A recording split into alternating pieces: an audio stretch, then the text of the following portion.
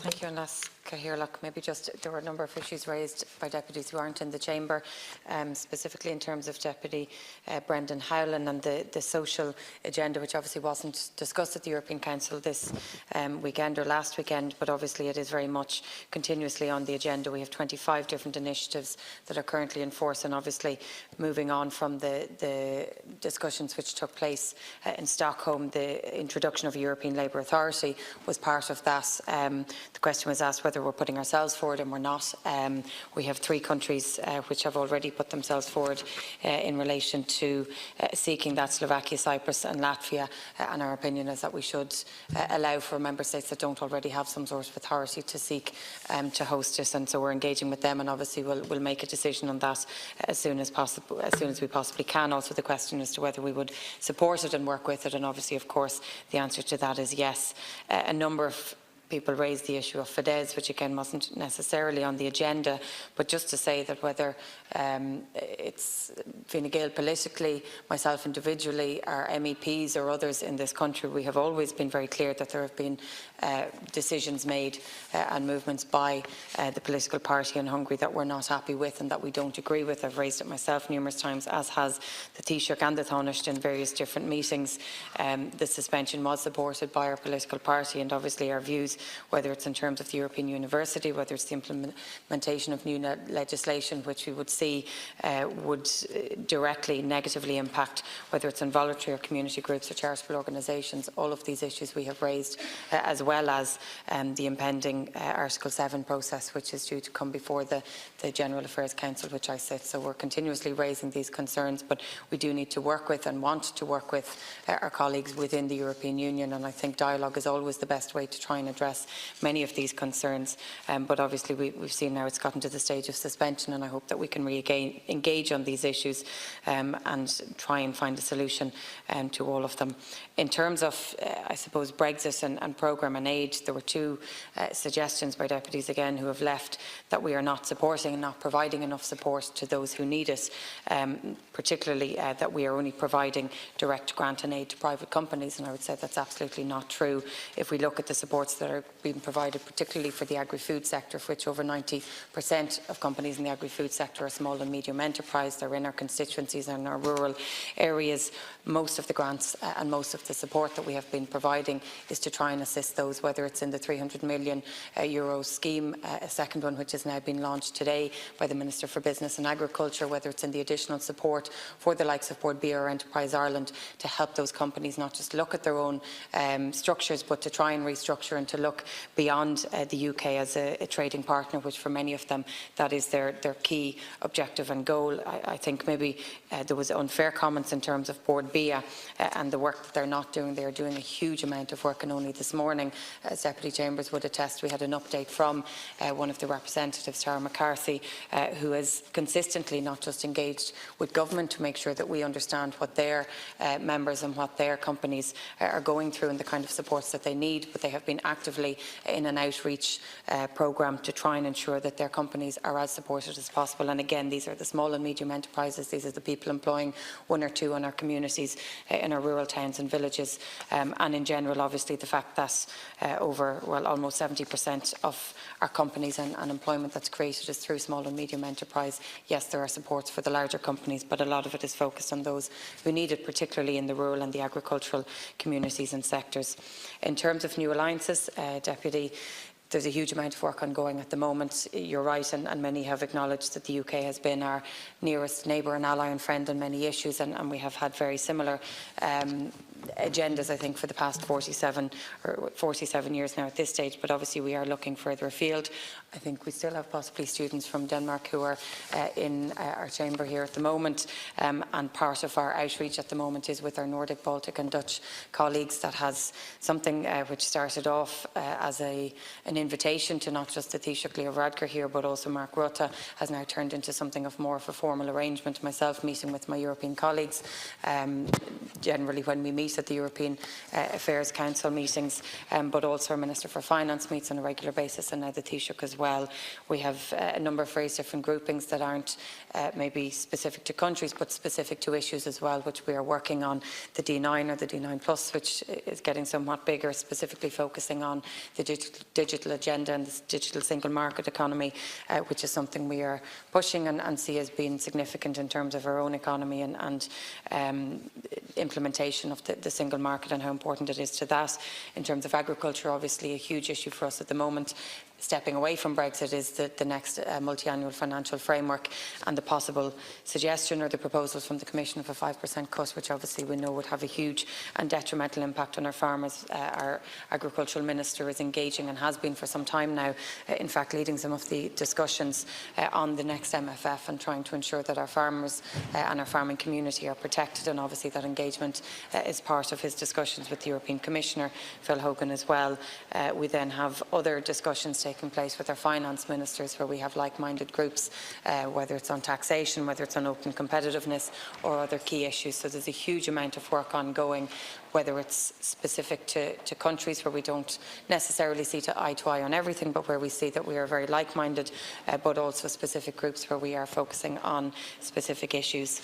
In terms of the Good Friday Agreement and protecting the single market and the customs union, the border issue, and what was or wasn't said by RTE. There were a lot of different comments last week. There was a lot of speculation based on things that were said by the Commission, by Michel Barnier, by Angela Merkel, by Macron when entering in and outside of the Council. What I think was very clear and what has been consistently repeated to us is that there must be protection of the single market and the customs union, absolutely, and we support that. But what was also made very clear is that we must find a way to protect the Good Friday Agreement, and obviously we know that it's extremely difficult to do that in the absence of either a closer trading relationship with the UK and the EU, or in the absence of the backstop, and that is why we're doing everything in our power to ensure that there is a withdrawal agreement, that we have an orderly withdrawal of the UK from the EU, and that no matter what, we can protect the invisible border that currently exists. But there is no detailed discussion ongoing at the moment as to what might happen in a no-deal scenario. There are, of course, conversations that this would have to be discussed, but while we are not at that stage, and while we are still obviously hoping that either today or in the next week the Prime Minister will either be able to find a new way forward, whether it's a closer relationship, whether it's a new referendum, whether it's an extension to look at something more significant, or indeed if she can in fact get agreement on the withdrawal agreement, which I think would be something which we would welcome, either of those. Obviously the damage has already been done, absolutely, I would completely agree with you, Deputy. There are a huge amount of companies, individuals, business and people who are not making plans, in so much I would go to say that people aren't even buying houses because they're unsure as to what might happen or what the environment might be.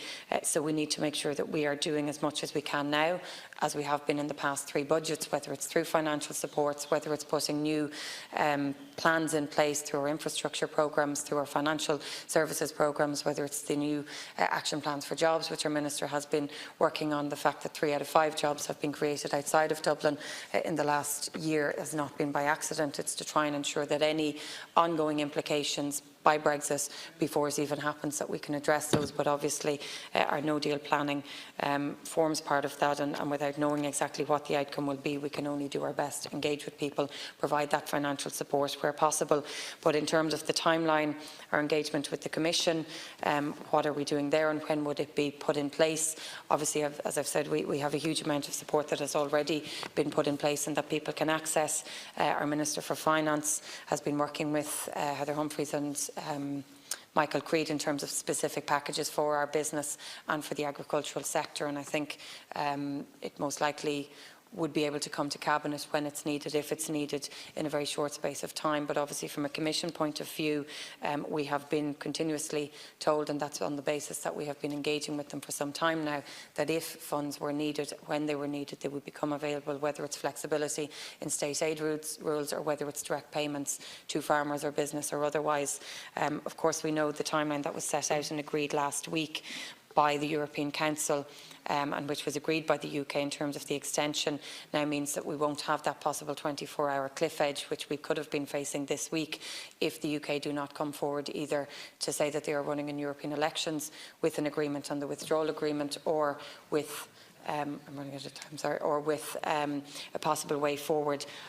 It is then within the Council and the Commission's remit to set a date, possibly the 22nd of May, on which they would leave with a no deal, so we would have time to plan, and I would assume that would be in that period that the Commission would then indicate the figures and the timelines in which way they would be able to support us.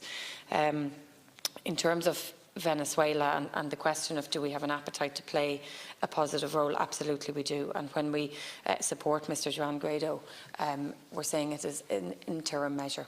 It's not meant to be something that is permanent, and I think that was our intention, along with the 24 other member states that have supported that role of action. I think what we are doing now, particularly in relation to the EU's international contact group, which is there to try and deliver urgent humanitarian aid, which you're right has not been getting through, and that's something that we need to try and address, but also to initiate a credible electoral process. And I think the only way that you can do that is by getting people to engage and to talk, as you've rightly outlined.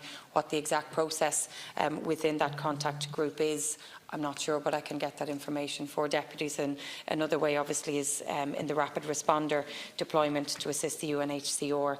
This again is trying to support the Colombian efforts, the Colombian government efforts to try and enhance the asylum system, but also to respond to the humanitarian issues that are ongoing there and that have been ongoing for some time. But again, if I could maybe get some clarity just as to the international contact group's priority and agenda, we are working with our EU colleagues to try and address first and foremost the humanitarian crisis, which I think needs to be addressed first.